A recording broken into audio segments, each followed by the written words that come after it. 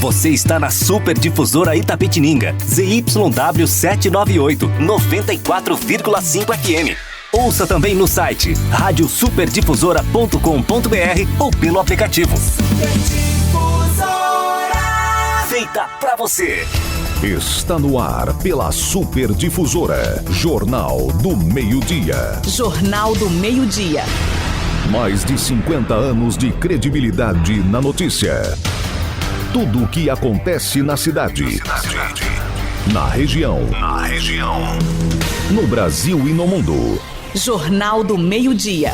E ainda, as notícias do esporte você ouve aqui na Super Difusora. Jornal do Meio-Dia. A notícia em primeira mão para Itapetininga e região. Super Difusora.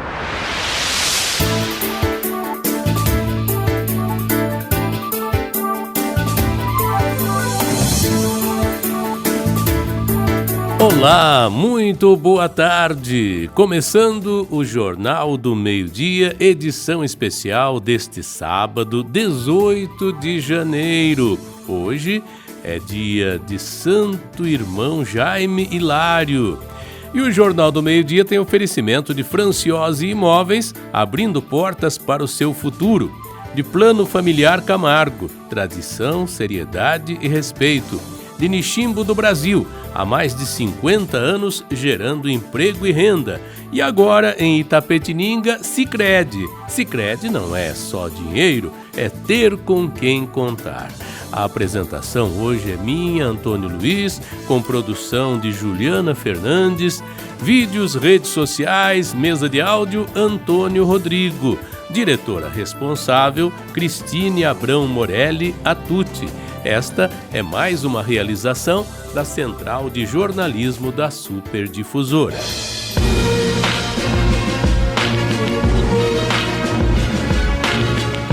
E nós vamos aqui renovando nosso boa tarde a você, ao senhor, à senhora, todos que nos acompanham na Super Difusora, no Jornal do Meio-Dia.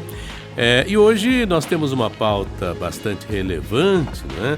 Por ser aí um jornal especial de sábado com entrevista. É que nós vamos falar sobre mudanças no sistema de pagamentos do Pix que entraram em vigor no dia 1º de janeiro deste ano. Depois houve essa reviravolta aí que também a gente vai abordar aqui no decorrer deste programa.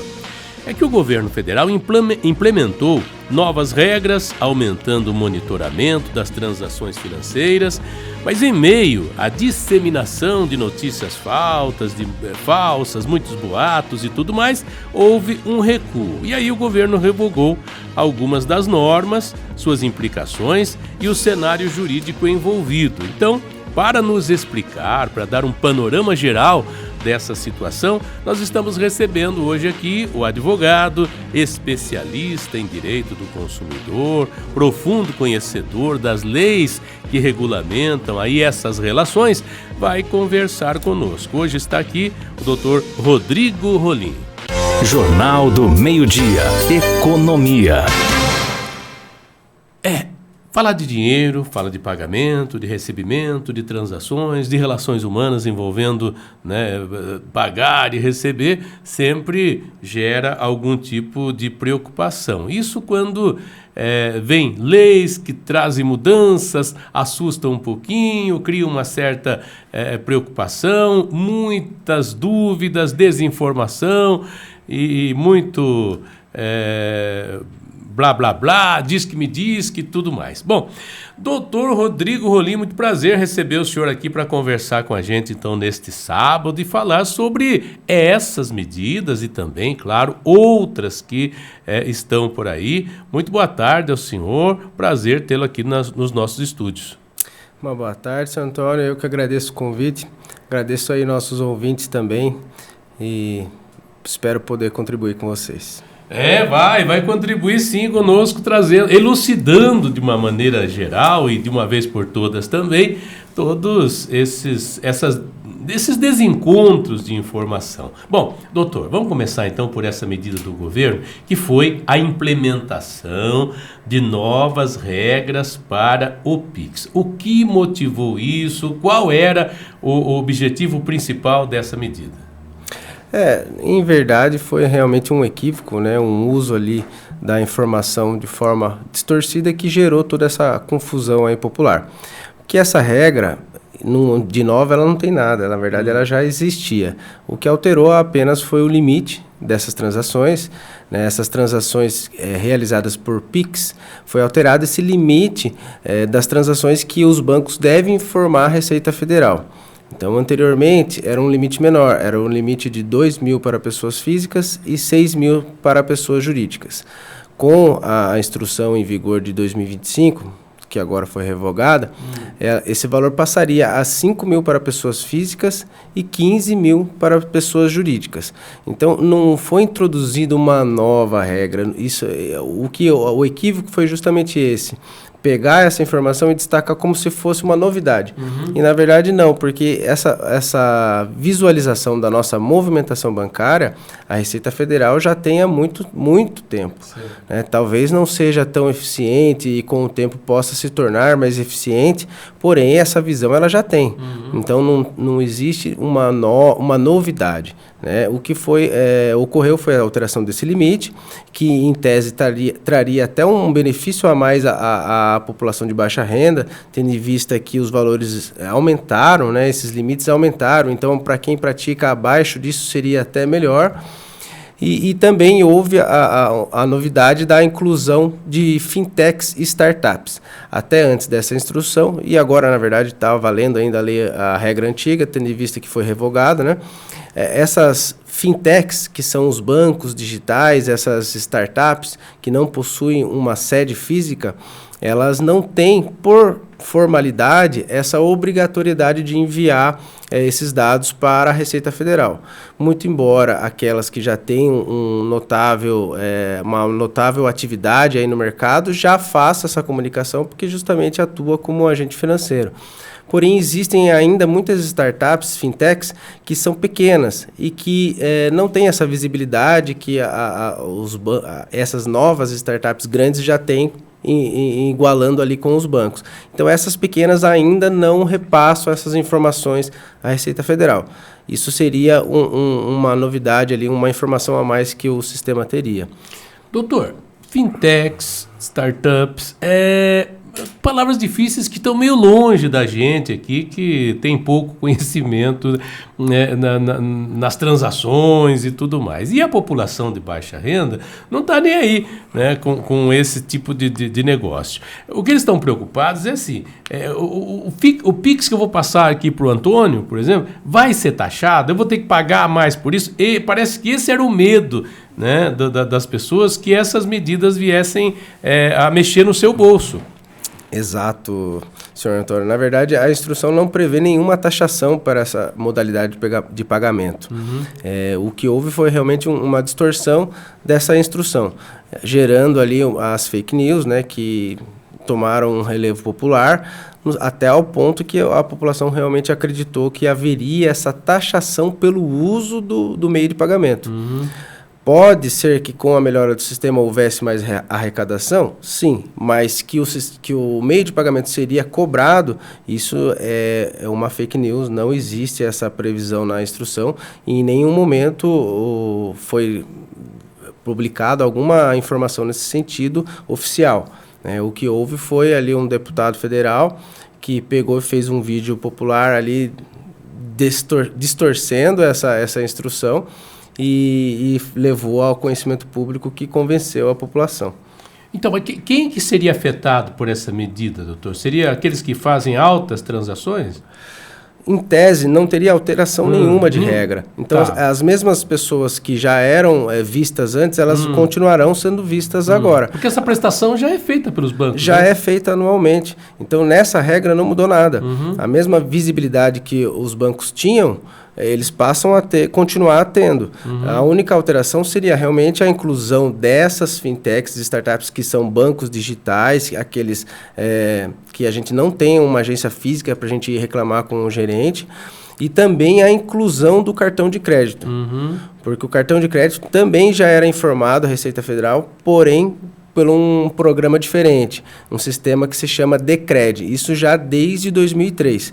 Nessa instrução foi unificado o cartão de crédito também para que fosse informado através do mesmo sistema que é o E-Financeira.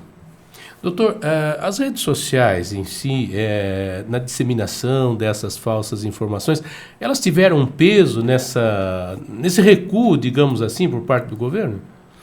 Sim, tiveram peso, porém,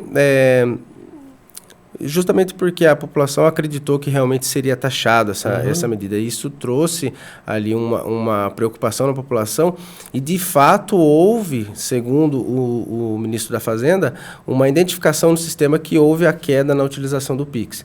Então, como essa informação foi distorcida, e a população acreditou que realmente seria taxada, eles passaram a deixar de usar o Pix. Isso traz um impacto ali para a análise do Banco Central, Receita Federal. Uma vez então, voltamos praticamente ao que era... Exato, não mudou nada. Mudou nada. E tem algum risco de ser reinserido aí uma outra medida?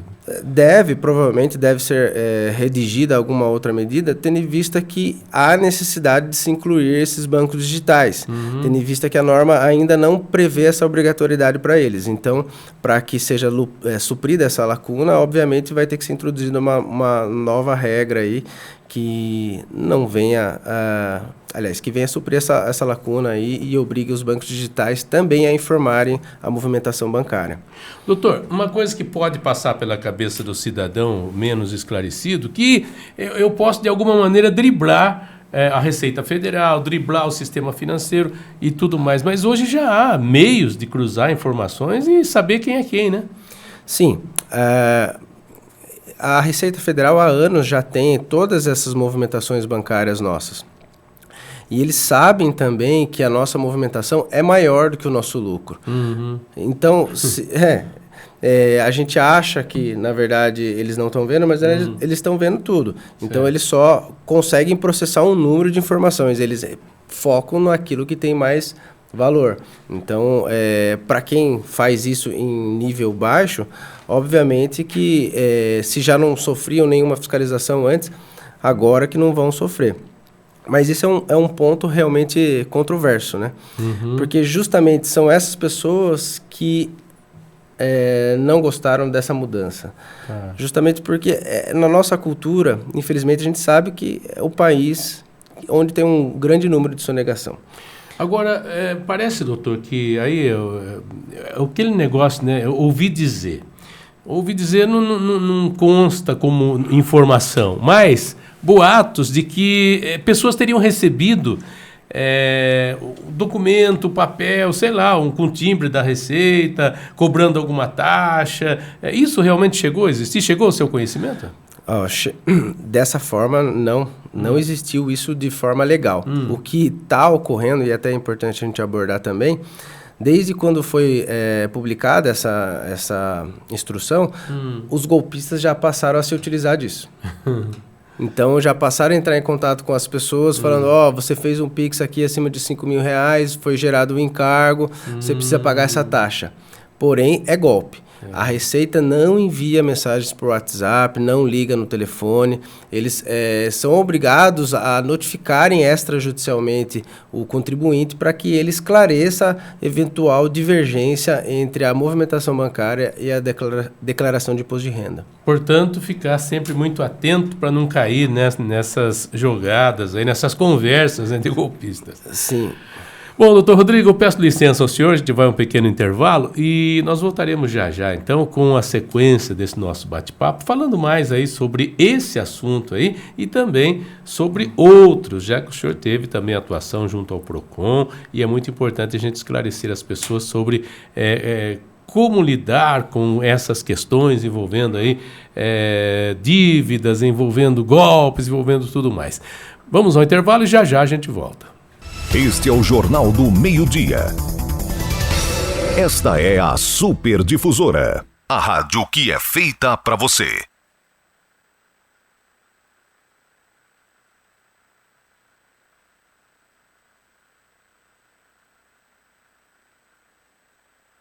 Este é o Jornal do Meio-Dia.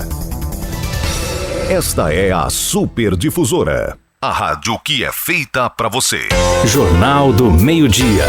Economia.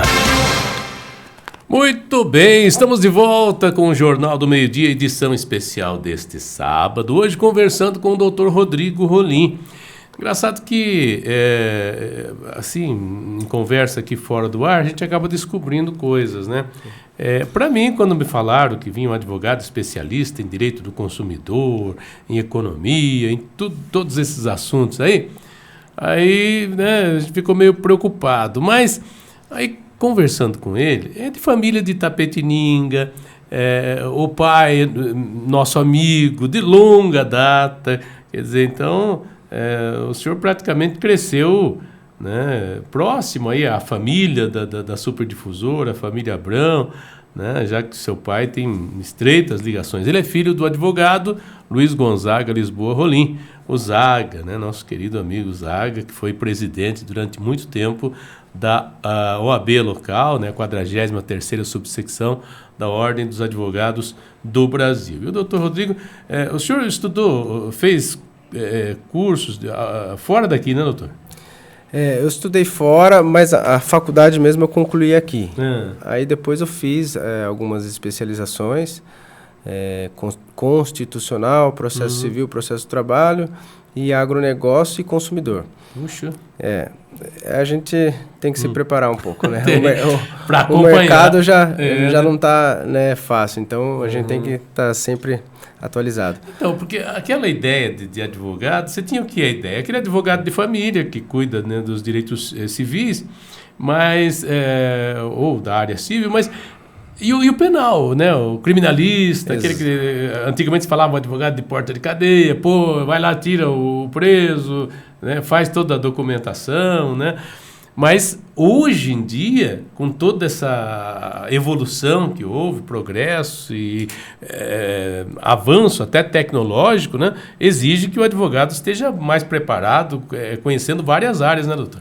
Sim, e eu particularmente não me apaixonei por essa área que é o berço, né, da advocacia, que é a área criminal.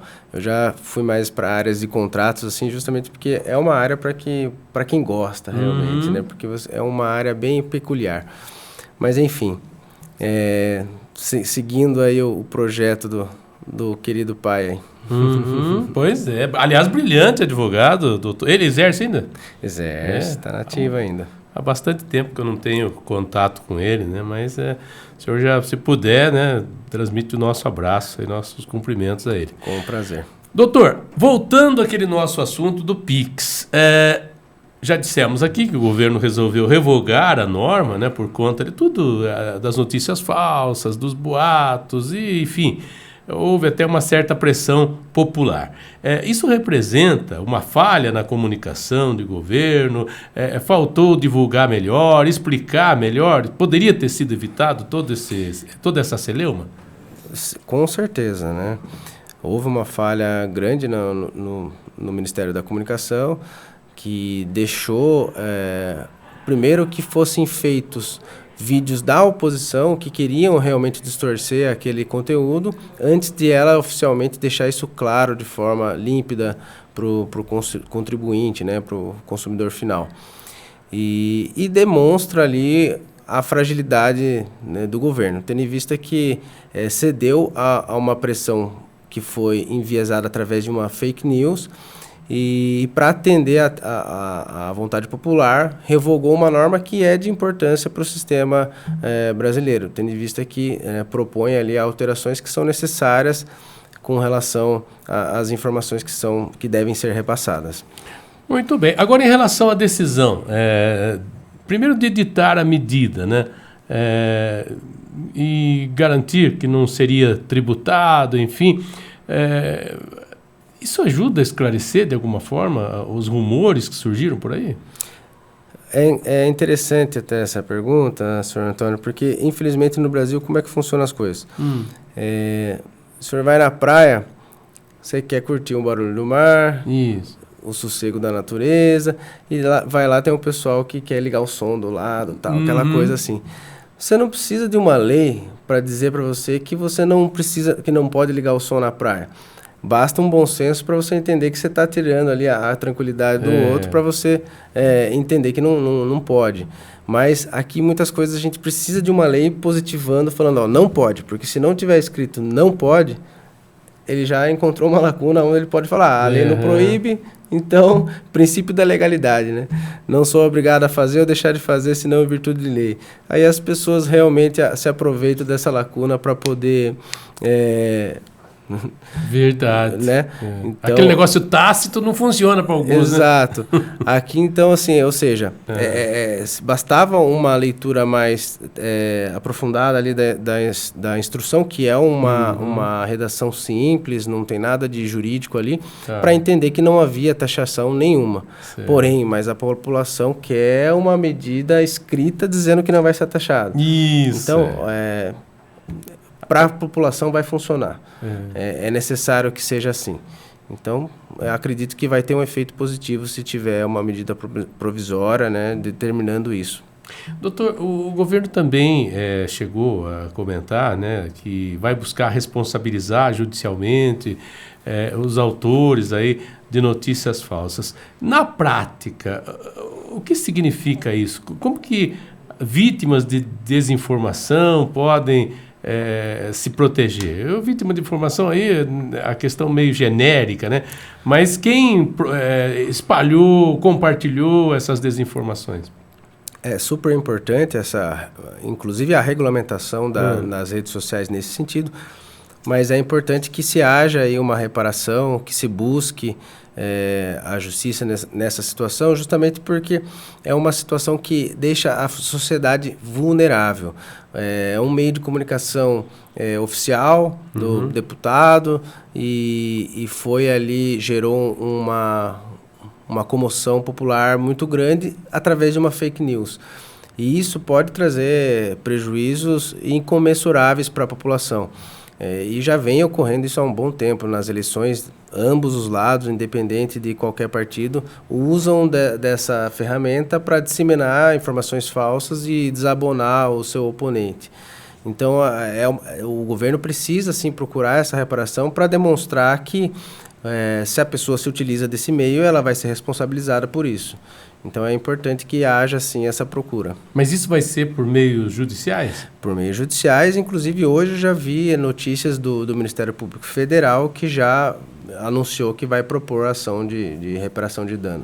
Doutor, aproveitando que o senhor falou nessa questão da comunicação, das informações via redes sociais e tudo mais, a rádio, o jornal, enfim, empresas que atuam no país, se elas divulgarem enfim, fatos mentirosos que comprometam a idoneidade de alguém, tanto quem falou, né, o jornalista, o radialista, de repente o editor, mas a empresa também, o órgão também pode ser, né, punido.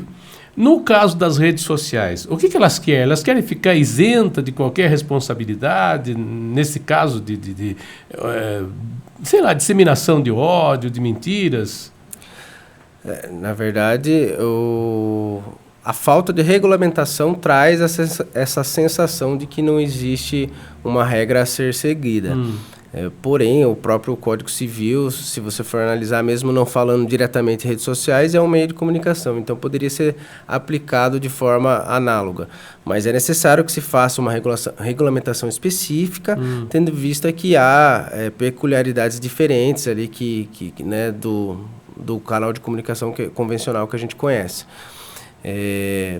Mas acho que é de suma importância essa regulamentação e as redes sociais, não sei se eu captei bem a pergunta, porque uma coisa é os usuários que não respeitam aquelas regras. Certo. E outra coisa é as redes sociais em si. Porque teve, né, acho que agora, a semana passada, um anúncio do próprio Facebook, do dono do Facebook, informando que ele não faria mais aquela filtro de notícias falsas, porque ele estava fazendo isso. Conforme a fake news surgia, ele analisava lá, tem indícios de fake news, ele retirava. E aí o povo começou a acreditar que isso poderia ser uma censura.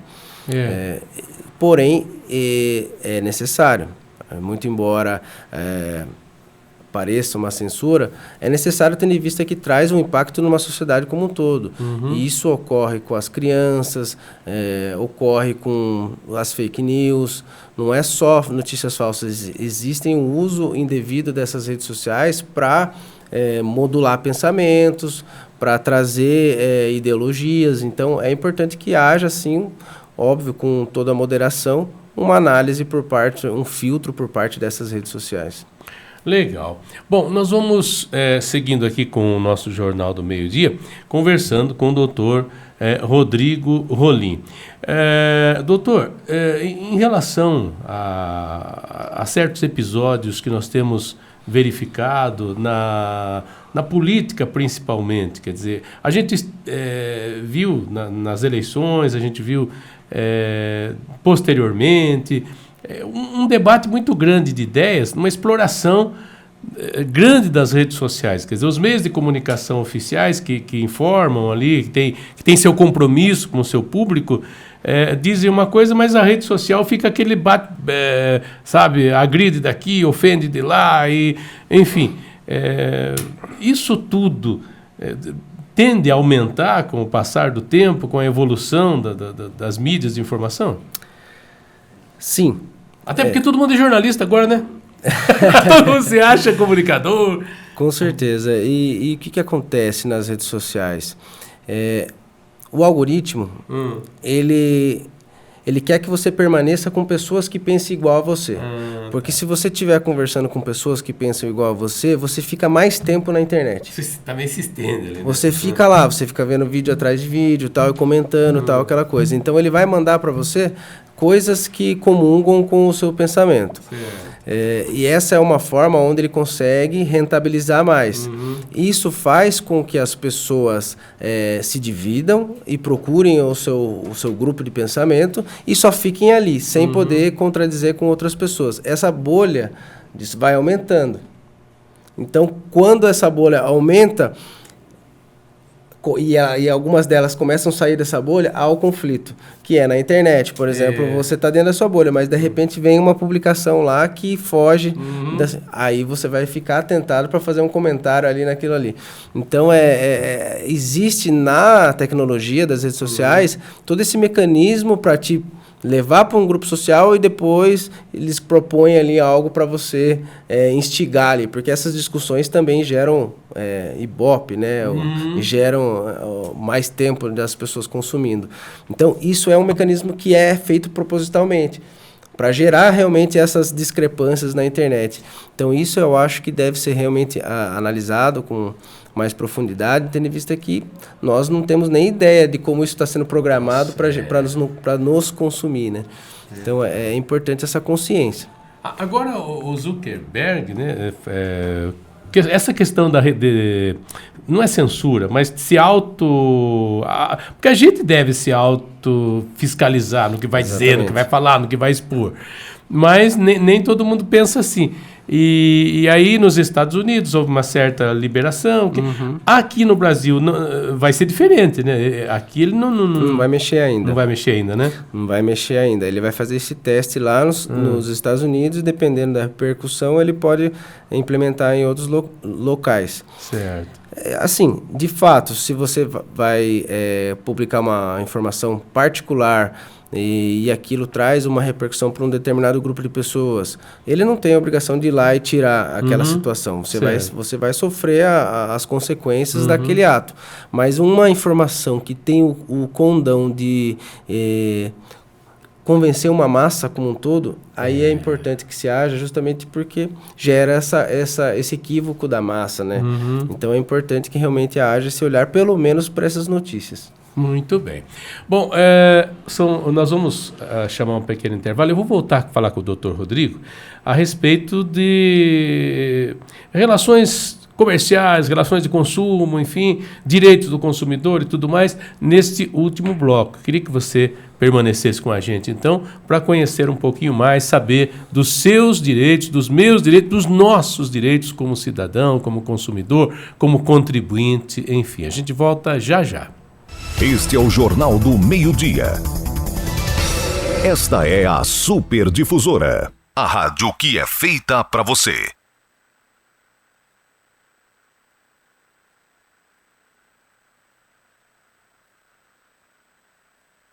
Este é o Jornal do Meio-Dia. Esta é a Super Difusora, a rádio que é feita para você. Jornal do Meio-Dia. Economia. Muito bem, de volta com o Jornal do Meio-Dia, edição especial de sábado, hoje falando sobre economia, sobre direito, com o advogado Dr. Rodrigo Rolim. Dr. Rodrigo, vamos falar um pouquinho de consumidor, enfim, porque antigamente os negócios se faziam mais na base da palavra, ali valia o fio do bigode, aí começou a não valer muito, já entrou aquele negócio do preto no branco. Eu queria que o senhor abordasse com a gente a questão dos benefícios que o Código de Defesa do Consumidor trouxe para a população. Bom, o Código de Defesa do Consumidor, aqui no Brasil, ele veio em 1990. Mas o senhor falou do fio do bigode, como que eram as relações, né, comerciais antigamente. Apenas para demonstrar o momento onde surgiu mesmo o direito do consumidor no mundo. Certo. Foi após a Segunda Guerra Mundial, onde havia aquele crescimento da Revolução Industrial, né? E os consumidores passaram... começou a se produzir bens em massa. Antes disso, era como o senhor falou, era aquele fio de bigode, você ia lá, conversava com o fornecedor, combinava com ele sob medida e tudo certo. Mas com o surgimento da Revolução Industrial, eles passaram-se a produzir produtos em massa e isso distanciou o fornecedor do consumidor, onde mais o consumidor não teria mais aquele contato direto com o fornecedor e convencionar o contrato. Ele passou a se aceitar apenas um contrato, né? Hoje são contratos de adesão, que você quer comprar, esse é o combinado. Se você não quiser, você não compra. Então, você não consegue discutir mais aquelas relações do contrato. Obviamente que existem exceções. E aí sim, que com esse distanciamento, surgiu a necessidade de se defender o consumidor. E num primeiro momento da história, né, traz o discurso do presidente John Kennedy, onde ele fala que os direitos básicos do consumidor serão a educação, a segurança e o direito de escolha. Nesse momento surgiu no mundo a necessidade de se defender o consumidor, o reconhecimento dessa necessidade. E desde então veio os movimentos consumeristas em todo o mundo e no Brasil também, desde a época dos anos 70, dos anos 80, já tinha esse movimento consumerista, começado pela Fundação Procon em 1970. Então a Fundação Procon, ela é anterior ao Código de Defesa do Consumidor, ela já foi ali uma protagonista na história do direito do consumidor do Brasil e em 1990 surgiu o Código de Defesa do Consumidor, que trouxe ali direitos básicos para o consumidor. Então, trouxe uma segurança na relação de consumo. O nosso Código de Defesa do Consumidor, ele é um dos códigos mais bem redigidos e é copiado por muitos países. Aqui no Brasil, foi criado foi depois da Constituição, doutor? Depois da Constituição. Inclusive, na Constituição, houve a deliberação de que o código deveria ser criado, se eu não me engano, agora era num prazo de 45 dias. Foi até prorrogado depois, mas houve essa determinação lá na Constituição. Doutor, o consumidor lesado, ele vai, claro, se basear no que diz o código, em quais direitos que ele teria, né, como que ele vai ter o ressarcimento aí desse prejuízo? Compra o veículo, né, a concessionária não entrega, ou entrega com defeito, quer dizer, é mais ou menos por aí, né? E em todo o mundo, em alguns países, adotou-se a forma de direito de relações comerciais, por exemplo. Aqui no Brasil foi adotado um Código de Defesa ao Consumidor.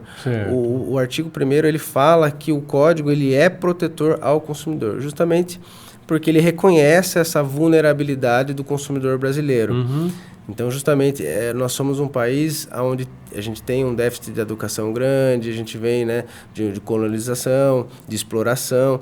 Então, o Congresso reconheceu essa vulnerabilidade do povo brasileiro e adotou um código protetivo ao consumidor, devendo o fornecedor, que já tem mais meios de conseguir a informação, se defender através do Código de Civil. Tá. Ele veio para proteger, então, o consumidor, né? Ele veio.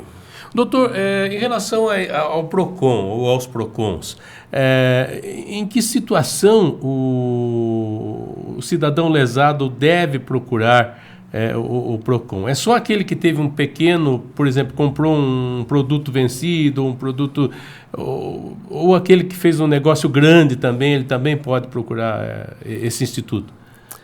A Fundação PROCON ela não tem restrição de valor, ela não faz esse tipo de filtragem. Então, tanto o consumidor pequeno como o grande consumidor, ele tem o direito de se utilizar da Fundação PROCON. Porém, é recomendável que o consumidor somente procure o PROCON após a tentativa de conversar com o fornecedor.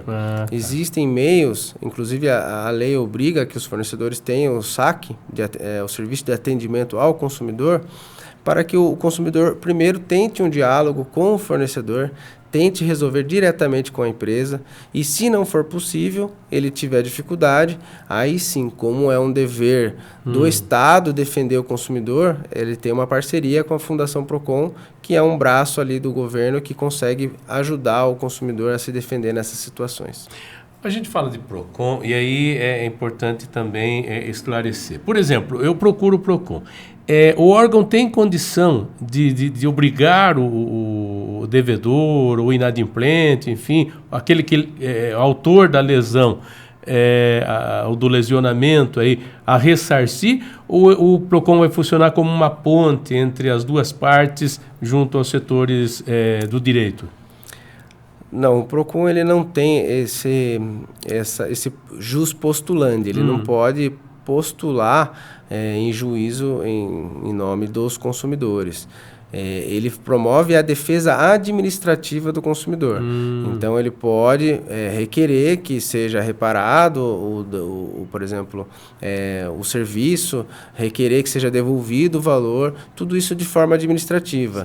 Ele consegue fiscalizar as empresas e autuar, mas exigir que, por descumprimento de uma obrigação, a outra parte pague qualquer importância, não, isso aí é só o judiciário mesmo. Então, aí, caso o consumidor não consiga resolver pelo PROCON de forma administrativa, ele consegue pegar esse procedimento e partir para a justiça comum para conseguir aí uma tutela jurisdicional para que a parte devedora cumpra com a obrigação. Doutor, em relação às reclamações, como é que está o índice de reclamações aos órgãos, como o PROCON, por exemplo? Quais os tipos de relação que mais geram esse tipo de indignação, de reclamação? Bom, até enquanto atuei, né, como membro do PROCON, no serviço público sempre foi telefonia, serviços públicos, água, energia e bancos. Na advocacia privada, eu tenho vivenciado muito fraudes bancárias, é uma situação que com a tecnologia aumentou bastante. Contratos imobiliários, seja por vício construtivo ou também por não entrega do imóvel, e inscrições indevidas. Isso também acontece muito por ter uma negativação enorme ali da pessoa indevida, e aí isso gera um dever de reparar também. Legal. Então, sempre que se sentir lesado, claro, procurar os seus direitos, procurar o órgão adequado. Doutor, e isso tem algum custo para a pessoa, não? Na função do PROCON, não. O Estado tem um convênio com a Fundação PROCON e ali é promovida uma defesa gratuita para o consumidor. Não então, precisa basta a pessoa ir pessoalmente? Basta ir pessoalmente, munido dos documentos, né, pessoais, para que ele possa ter o atendimento. E é aqui no Estado de São Paulo, né, a Fundação PROCON do Estado de São Paulo. Eu não tenho conhecimento dos PROCONs em outros estados. Hoje, a questão do cartão de crédito, por exemplo, aquela pessoa que não paga, que não enfim, deixa crescer muito, deixa aumentar demais, depois também isso aí entra nessa relação com o PROCON, não? Aí já são outros meios. Sim, os serviços bancários são uma relação de consumo. E é uma situação que ocorre bastante. E vejo uma grande responsabilidade dos bancos quando eles não alertam o consumidor de que ele pode cancelar a conta ou o cartão de crédito mesmo inadimplente. Então, às vezes o cara está lá com uma fatura de 3 mil para pagar, não consegue pagar e ao invés de cancelar o cartão, ele deixa correr.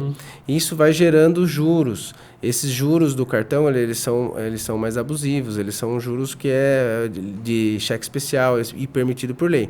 Porém, pode apenas, o crédito rotativo pode apenas uma vez por mês.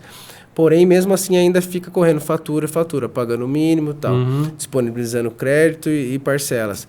Então, se a pessoa não cancela o cartão de crédito, logo que ela identifica que ela não vai conseguir pagar, isso vai aumentando o bolo da dívida.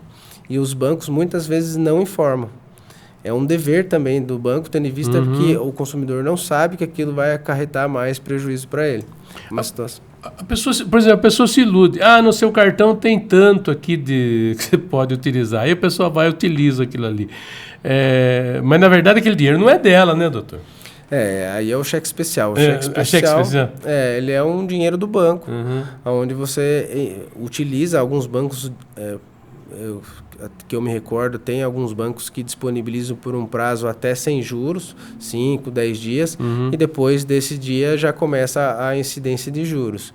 Esse dinheiro não é do consumidor, então é importante que ele tenha consciência, que ele só pode utilizar se for em uma medida emergencial, onde ele não tenha como fazer um saque, ele não tenha realmente aquele dinheiro naquele momento, mas sabendo que quanto antes ele pagar aquele débito é melhor, porque a incidência dos juros é alta. Doutor, para finalizar, queria conversar com o senhor um pouquinho sobre se precaver contra eventuais golpes, ou de repente a pessoa pode me procurar, ligar ou mandar uma mensagem, e aí volta na questão do Pix, né? Dizendo, não, eu fiz um Pix aí por engano, tal, você poderia me estornar esse dinheiro, me retornar. É sempre bom a pessoa antes consultar a agência bancária, ou não agir por impulso? Sim, tem tido muitas fraudes bancárias e geralmente eles entram em contato já munidos dos dados da pessoa, o que passa uma certa confiança. A pessoa realmente acredita que é um funcionário do banco e acaba fornecendo senha, número do cartão, e WhatsApp. O que acontece? Os bancos, eles não vão entrar em contato por WhatsApp com você. E muitas vezes esses golpistas, eles se passam pelo atendente do banco e ainda conseguem fazer um contato por WhatsApp. É aí que a pessoa consegue clonar o celular, utilizar ali do próprio sistema do celular para poder acessar a conta bancária. Então é importante saber que banco não entra em contato por WhatsApp, e que se porventura ligar falando, foi feito um empréstimo aqui na sua conta, estão tentando fraudar a sua conta, vai na agência física para conversar com o gerente. Se não for agência física, se for uma dessas startups, você desliga o contato e entra em contato novamente pelos canais oficiais do banco para saber se realmente está tendo algum problema ou não. Precisa se proteger, né, doutor? Porque os espertinhos estão por aí, né? O golpe está aí. Doutor, eu quero agradecer a sua presença, desejar aí um 2025 cheio de vitórias, de conquistas, de saúde principalmente, né? E agradecer pela gentileza de ter atendido aí a nossa produção, a Juliana Fernandes, a toda a nossa equipe, estar aqui para prestar, então, essas informações aos nossos ouvintes. Um prazer imenso conhecê-lo pessoalmente e já convidando-o para estar aqui em outras oportunidades. Eu que agradeço, senhor Antônio, e agradeço também aos ouvintes. Um ótimo ano para todos aí, que Deus os abençoe. Amém, que assim seja um ano, né, abençoado para todos nós. Eu quero agradecer então a sua audiência, né, de ter ficado conosco até aqui, desejando um excelente sábado, um maravilhoso domingo, e a gente volta então na segunda-feira com mais um Jornal do Meio-Dia. Grande abraço, boa tarde e até lá.